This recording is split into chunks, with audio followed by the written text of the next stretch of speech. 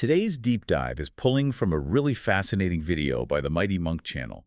We're looking at the 1930 disappearance of an entire Inuit village at Anjikuni Lake in northern Canada. So, okay, let's unpack this. Imagine yourself right in the middle of a freezing, foggy blizzard in November. You can barely see your own hands in front of you. Right, and out of that complete whiteout emerges this scenario that pits bizarre physical anomalies against, the undeniable power of sensational storytelling. We were talking about 25 to 30 people vanishing completely overnight. It just leaves this profound information vacuum. Yeah, so a fur trapper named Joe LaBelle is desperately seeking shelter from this storm. He actually knows this village and their hospitality, but when he arrives, it's totally silent. I mean, it's like walking into a movie that has been abruptly paused.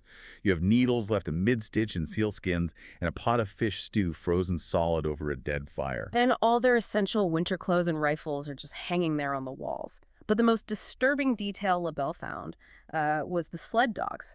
They were buried under the snow, still tied up and frozen to death. Wait, if survival literally depended on those dogs, my first thought isn't that the villagers simply decided to pack up and migrate. I mean, abandoning them voluntarily was unthinkable, right? Yeah. It means whoever left didn't leave voluntarily. Did the police suspect foul play?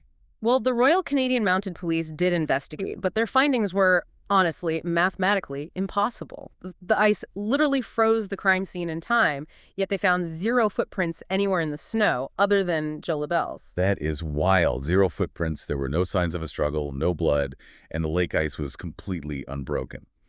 And then there is the grave, right? Just 100 feet away, they found a freshly dug grave surrounded by stones. Yeah, traditional stones meant to calm spirits, which perfectly fits Inuit customs, but the grave itself was completely empty. Why go to the trouble of performing the ritual of placing the stones only to empty the grave? It makes no logical sense at all. Since the physical evidence is just a dead end, you kind of have to look at witness accounts.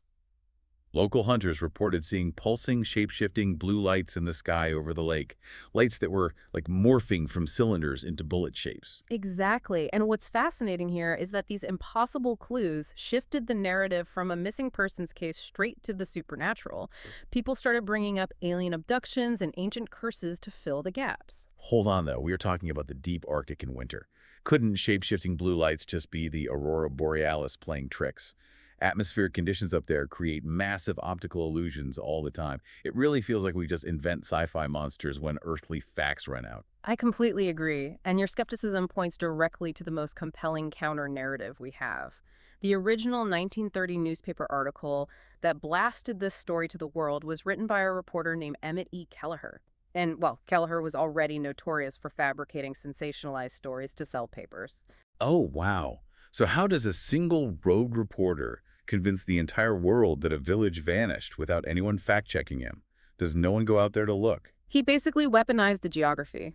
Kelleher knew that in the isolated north, facts take months to verify.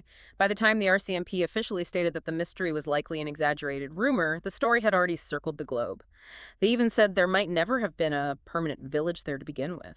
So the harsh environment acted as an incubator for modern folklore. And the 1930s media landscape just allowed his fake news to become historical canon. So what does this all mean for you, the listener, trying to make sense of this? Well, it highlights our deep psychological discomfort with unresolved puzzles. Whether Anjikuni was a genuine tragic anomaly or just a masterclass in a newspaper hoax, the enduring nature of the myth is what truly captivates us. When information is scarce, human imagination is always waiting to fill the void. Exactly. Which leaves us with a final provocative thought to mull over. If vanished populations intrigue you, take a look at Kuldhara village in India. It entirely emptied out overnight 200 years ago, leaving everything behind. Are these abandoned towns victims of actual hidden threats, or just the ultimate immortalized campfire ghost stories? When the snow finally settles, which version of the truth helps you sleep at night?